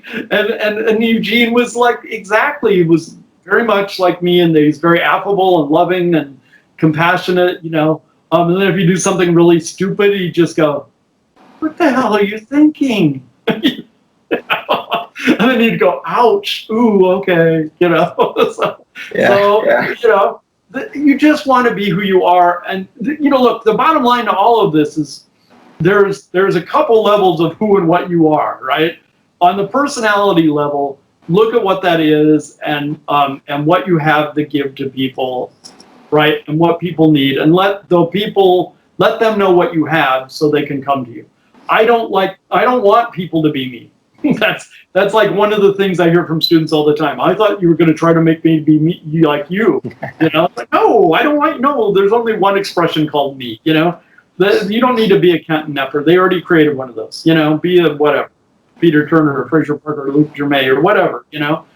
So they'll take certain principles and they'll embody certain philosophies, but they have their own unique, very different personalities. You have to be able to allow for that. Otherwise, you're going to get 50 people running around doing the mask act. You don't need that, right? You want everybody to be who they are. So if you can do that as a teacher, communicate, honestly care about the other person, and then help them be who they are, you can be a good teacher. Perfect, and thank you for explaining it so beautifully. So yeah, with that being said, thank you so much, sir, for sharing your wisdom and valuable time with us for this interview. It means a lot to me. This is like a lifetime treasure for me. Thank you so much. See.